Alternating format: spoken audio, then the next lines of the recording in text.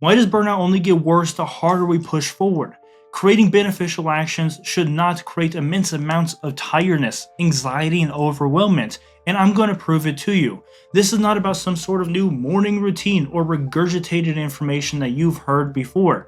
This is a 5-step guide I created with over 40 different neuroscience papers. Burnout is something that has haunted me for over 7 years. I've lost businesses, lost money, and I'm here to help you not do the same. My name is Drew. I'm here to help you find your purpose, get past procrastination, and follow your passion. Burnout is a set of physiological states that we typically think of when our brain doesn't want to do an activity. As we evolved, the brain wanted a safer way to maintain our resources and our time. The way it did this was by creating biases and belief systems that, if challenged, we would feel very tired. We would feel drained and like we couldn't do the work. This is what we know as burnout, which is non-beneficial to our current day society, as now we reward the creativity over peer effort. But that's not how we evolved. We can actually still utilize these same parts of the brains to create motivation and escape burnout. So the biggest misconception is that burnout is random and it's misunderstood and that you don't have any control over it. But none of this is true. In fact, if you were to learn your very own biases and all the inputs that lead to you feeling burnt out and procrastination, then there's a chance we could reverse engineer this information to better serve you and find motivation. Burnout, in a way, is essentially hitting a flow state consistently. If you're able to be in flow state, if you're able to do the activity, you make progress on the activity, and you're also better able to plan for the future of that activity. If I am trying to do something, I'm trying to work on a video, I'm working on a business, doing outreach. If I'm not able to hit a flow state, that means my creativity is limited, my energy levels are limited, they're depleted, and my cognitive ability to focus and have a lot of different ideas and pathways of objections of like things we can do, this is all limited if I'm not able to hit flow state. So our main goal is to understand what causes flow state in the brain and what kind of variables lead into this. This is something that we call the default mode network. The default mode network is a very small part of the brain that is responsible for two main things. For one, our flow state, and number two is our daydreaming abilities. Anytime you're on a walk and you just naturally have these thoughts that come to you, this is your default mode network. And what's interesting about the default mode network is that this gathers information from other parts of the brain and it funnels it and kind of deems what is most important to us. And so you can actually figure out your own beliefs. You can figure out what you are currently believing as most important to you or your biggest desire by understanding what your DMN is deeming or kind of producing as a result. So if you're on a walk and you start naturally thinking about the relationship, the money, the stress of the project, how I need to finish that project, how I need to go to the gym, this is something that your brain is deeming as most important for your survival. This also helps give us a look into what causes flow state. Because if our daydreaming and flow state are within the same parts of the brain, that is the answer, kind of essentially. So the three things that kind of lead into the DMN is the limbic system, our salient system, and our dopaminergic system. So the first key is that we need to understand that logic and expectations kind of manipulate and turn off our DMN. So what is the thing that is deactivating our default mode network? It's something called the executive control network. So anytime we are focused, the executive control network turns on and the default mode network turns off. So anytime we bring in too much logic, too many expectations, we will in fact deactivate the default mode network. Basically saying that if you're using too much logic, you literally turn off the part of your brain that is responsible for your flow state. You need to ask yourself, what do I feel like I need to do? And what things do I want to do? Because there is a difference. That is a difference of the different parts of the brain that are being activated. What you need and what you want. As the example, I've had to create scripts for different videos, or even scripts for different advertisements for companies. Now the main thing is that I tell myself I need to make a video on this topic. Maybe I already have the thumbnail done, or maybe I have the title done. And I keep telling myself I need to create a good structure for this thing. but what I actually want to do is something completely different. This ends up causing my brain to jump from what I need to do to what I want to do. You essentially causing the executive control network to spike on and then turn off the default, and they're just kind of consistently fighting each other. How are you supposed to go into flow state and not feel burnt out if the part of your brain that gives you the motivation is consistently being pressured and turned off and on and off and on? So ask yourself, what do I need to do and what do I want to do? Imagine you're a book writer and you tell yourself that the character needs to get hurt or to die off at this part of the book. It's part of the story arc. I mean, after all, some people go to college, they spend a lot of money on their knowledge of how to create a good story or how to create good art or how to create a good business. And so they tell themselves and they need to believe that this is how things need to be. But this turns on the executive control network instead of following what they want to do. Now, there's of course always a middle ground, but the first part is to make the distinction between what you need and what you want. But this goes further when we start talking about loss aversion. Loss aversion refers to a cognitive bias in which the same situation is perceived as worse, even if it is framed as a loss rather than a gain. So your brain likes to calculate what things you already own or what you could potentially gain, and compare this to what things you could possibly lose. And your brain is always biased to pick the things that you already own. Even if you had the ability to lose something of the same value, and it's a completely neutral playing field, your brain always biases against maintaining resources. Why does this matter in this instance? Is because your brain is deeming the things that you need as something that you already have as a resource. Understand that the whole need versus want argument is a belief-based system. So you believe that you need something because you find it as a higher value system. If you say the character needs to die off at this part, or my advertisement or business needs to run a certain way, you believe this thing because you believe this is going to give you better resources. My business needs to run this way because the outcome, if it did run this way, is more money. It is better resources. Therefore, the brain biases and thinks that we already own these resources. So we need to always follow what we need. And so the first part of switching to instead of needing and going to what you want is to understand that you will innately have a bias against this. You will have resistance when switching. That is how the human brain works. But awareness is one of our number one key functions in order to get past some of these restrictions and actually move into a better life. Some of the biggest decisions that you're ever going to make in order to get past your burnout, to start the career that you really want, is going to feel very scary. And so this is why I like providing so much depth and information. Because if you understand and expect yourself to start to feel a little bit scared, but you understand that this is just due to a evolutionary bias in the brain, it's easier to make a distinction that, hey, this is probably something that I objectively need to switch over to, instead of saying, oh, I feel this way and maybe I should listen to my emotions. This is going to be a full guide. If you like this and other conversations like this, make sure to subscribe down below. There's another point that relates to loss aversion that we also need to care about. And this is something that I call the value-based loss aversion system. Okay, I actually don't call it that. But the main point is that our brain objectifies and puts a value on any activity or segment of time that we are working. So if we go to the gym, our brain has a value system for that activity. Our free time has its own value system. Playing games has its own value system.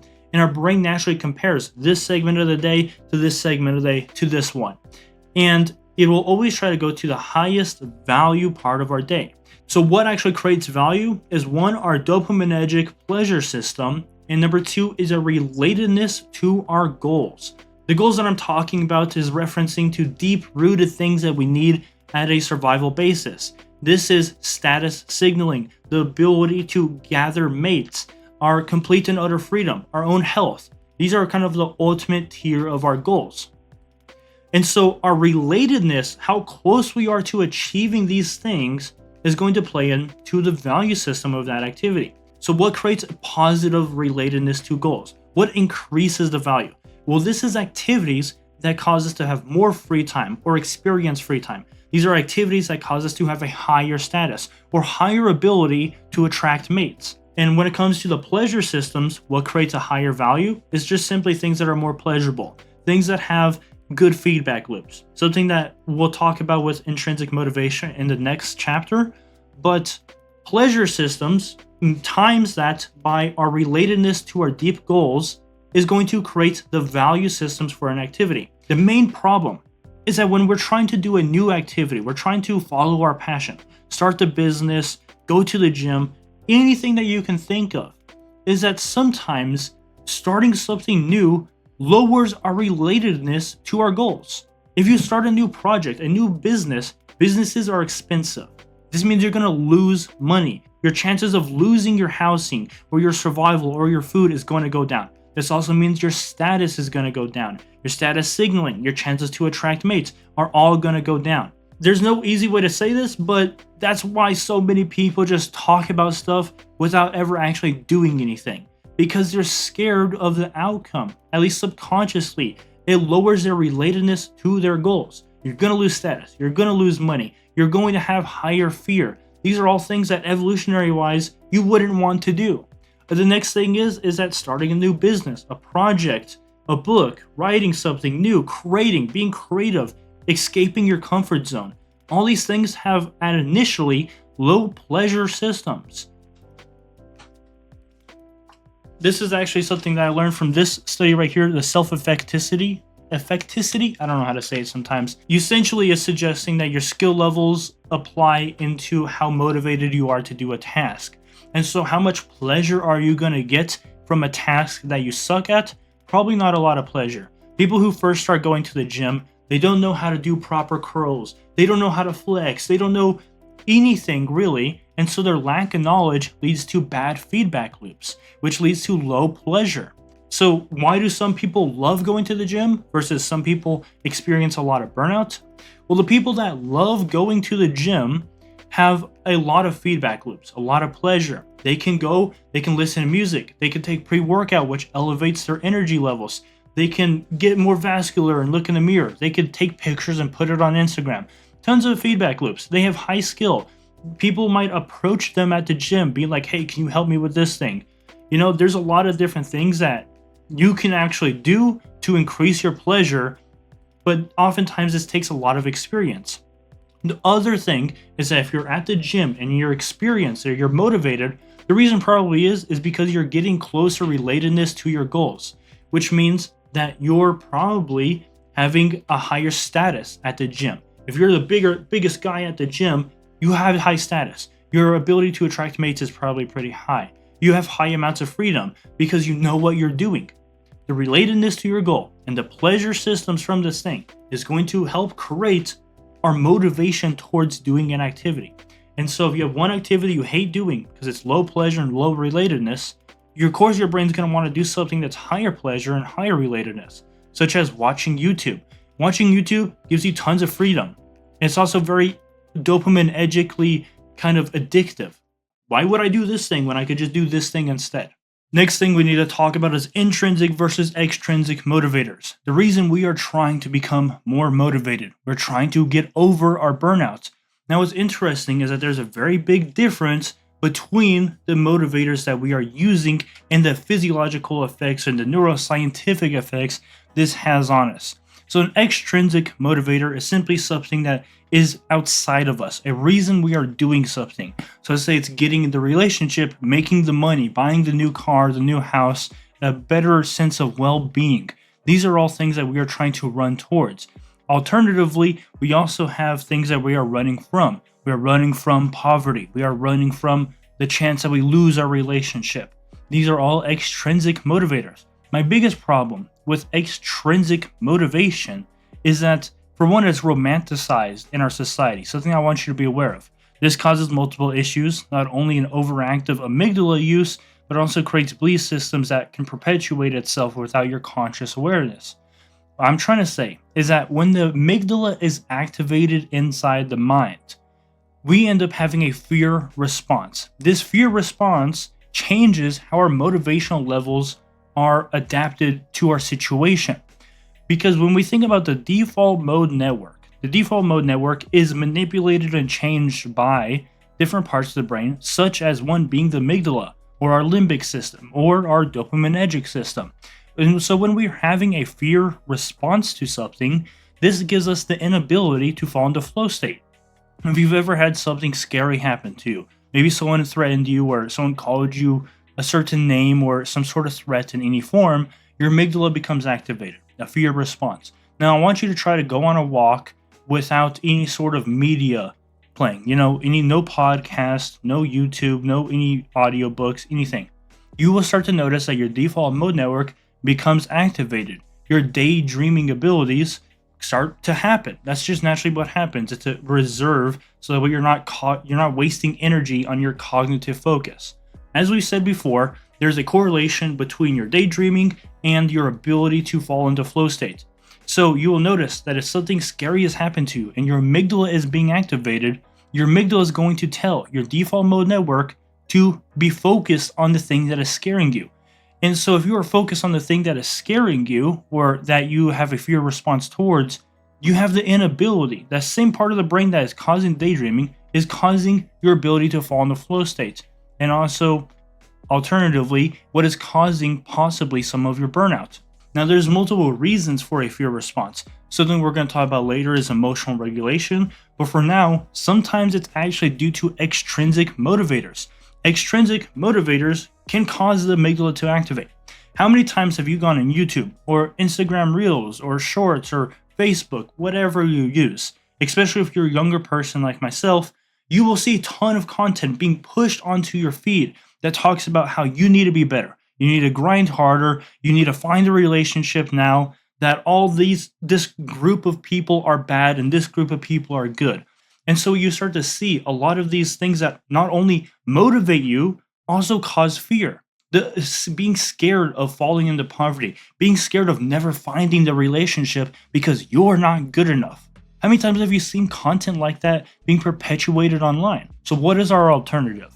We need to use intrinsic motivators. This is things that use mastery, creativity, learning, autonomy, or your actions. Any part of things that internally fuel you to do an action. If you're not using intrinsic motivators, you're probably going to find yourself in burnout very quickly. As the saying goes, a man who likes running is going to run further than the man who likes a destination. Something like that, right? And so I used to be a video game developer. One of my main jobs, the core function of what I studied was what makes people addicted to video games. How can I make my game funner than every other game? How can I make people want to come to my game and kind of spend as much time as they need? How can I make people want to sell my game to their friends so we can play together? The thing is with addiction and sometimes this motivational cycle, because you're being motivated and pulled towards a video game, is that people get it very wrong. Other people online, if they're trying to teach you this information, they're just going to say video games are addictive because of dopamine. But they don't know what causes the dopamine in the first place. The thing that causes dopamine is intrinsic motivators. If you want higher reinforcement, you have to use intrinsic motivators. Intrinsic motivators, and the way that video games use it is very easy examples. Something like mastery. Every video game that is famous, you can master. They shows and perpetuates an example of mastery. If you're playing Minecraft, you can become a master of building, of redstone, of survival. That's why there's different modes. There's hardcore mode, there's peaceful mode. So that way you can level up to become a master. In any sort of FPS game, you obviously have the ability to become a master. That's why there's ranking systems. That's why there's the ability to play against your friends and opponents. Every game has a mastery system. You need to figure out how you can create some sort of actions that give you the ability to master that field. And at the start, of course, it's going to be harder. But with cognitive awareness, you can start to try to tell yourself and build up what is a goal that you can master. Instead of using, I need to make $1,000 in 30 days, start to be like, I need to master the best way to edit videos. Or I can become a master at understanding the psychology behind advertising. Mastery is one key to success. The next one is creativity. So many video games use creativity. Minecraft, the most famous video game of all time, essentially, besides Grand Theft Auto 5. The reason Minecraft is so expansive and applies to such a large audience is because it's autonomy and creativity combined. You can do anything you want, literally anything you want in that game. And you can be ultimately creative. That's why it's the highest selling game of all time. Next is learning. In any video game, you can also learn basically any skill. In an FPS game, some FPS games have the ability to shoot or to wall jump, have better aim, to slide. These are things that you can learn different skills. In certain games I've played before, you could do what is called super gliding, or you could do certain types of wall jumps that a normal player cannot do. These are skills that you learn, that you can, again, mix with mastery, becomes very addictive.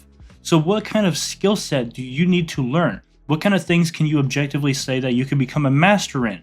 Instead of focusing on external things, focus on skills that you can learn, that you can master, or kind of fields that you can be highly autonomous in or creative, things that you have a lot of freedom with.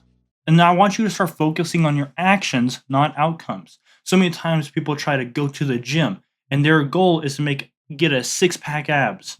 Well, the six-pack abs is something external from you.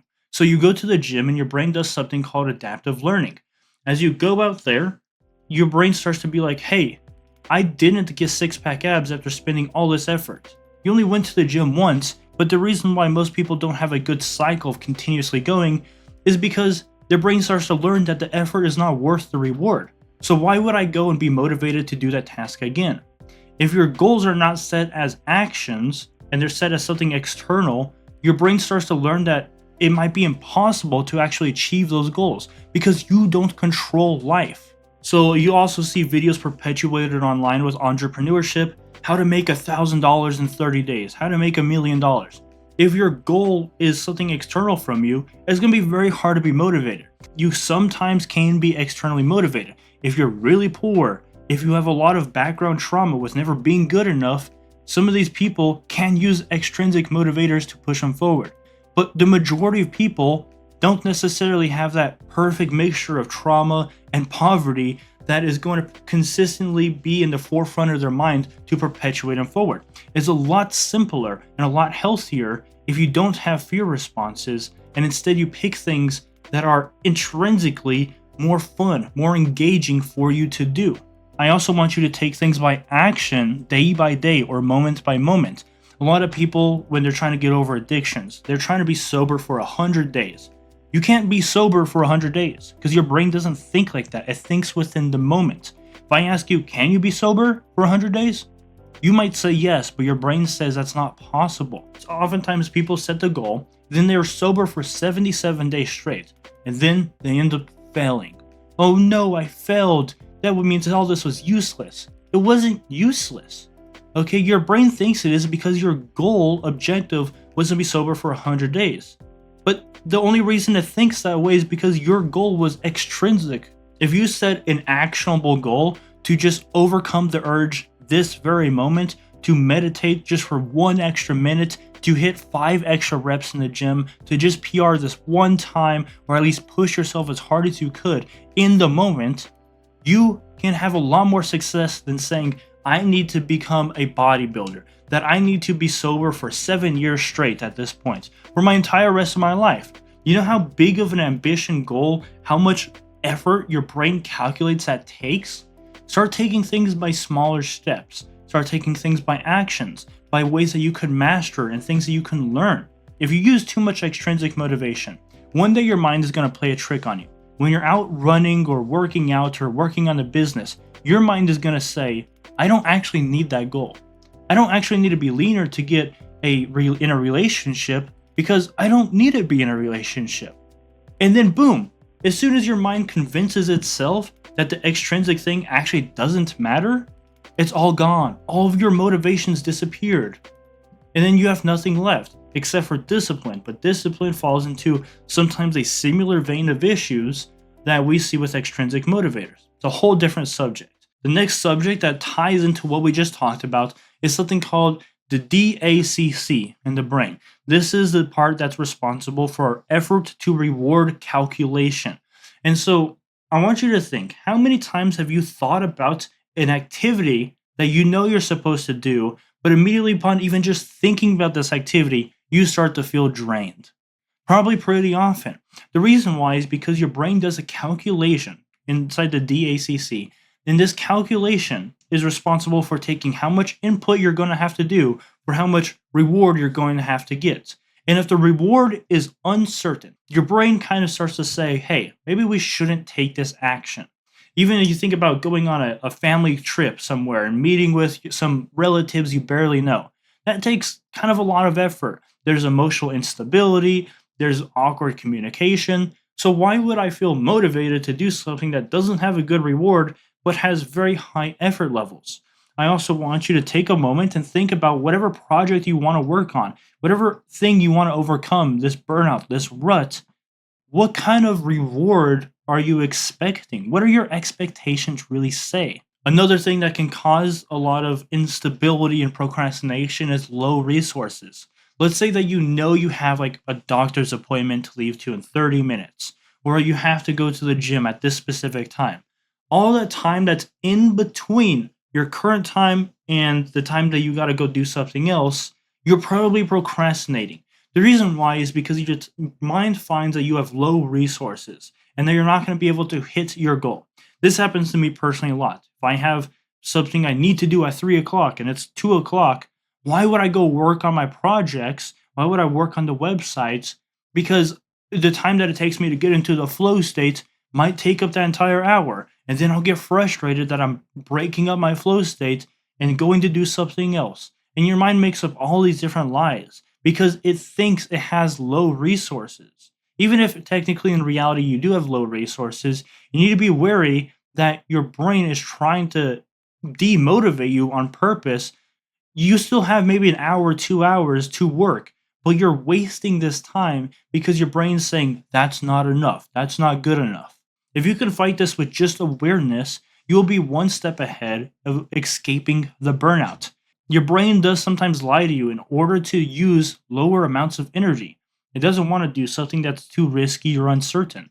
Next is something called maladaptive emotional regulation, which is something I just call emotional suppression. Now, this subject is a little bit of a difficult subject because it gets into certain parts of psychology that is a bit funky. But this is mostly based around a belief system. Oftentimes, in fact, I would say the leading cause of what causes burnout is our belief systems around the subject. As an example, and I'm going to give this from a guy's point of view because it helps out the statistics I'm about to use.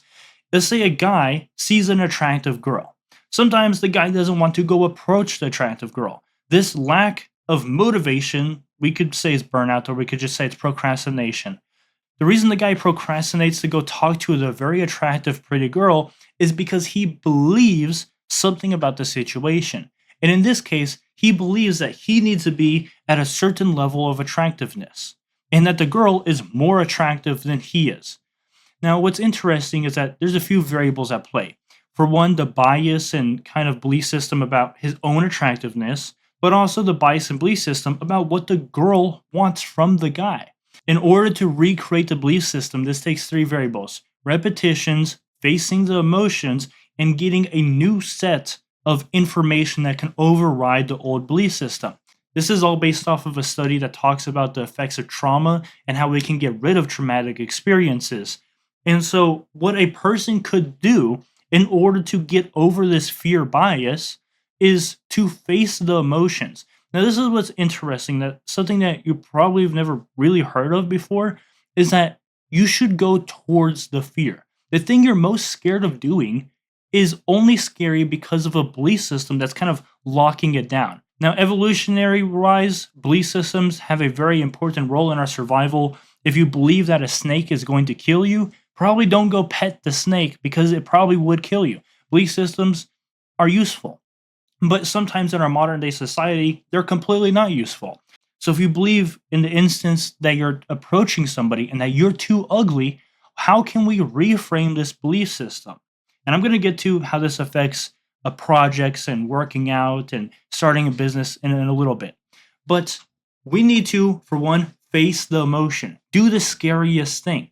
Because the way that we rewire traumas or belief systems is by proving to our mind that you're not going to die from doing that activity.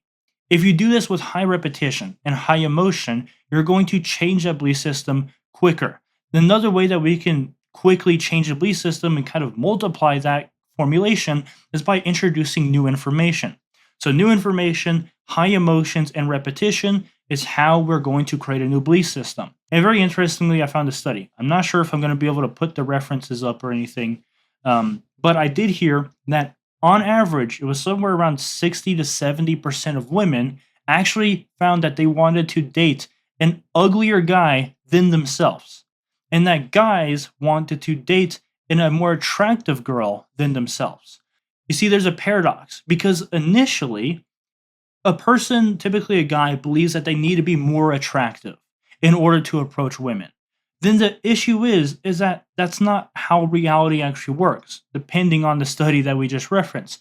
The actual study suggested that it's okay to be ugly. In fact, it makes the girl more comfortable for you to talk to her. She's less intimidated. She's easier conversation. She might even be more attractive to you.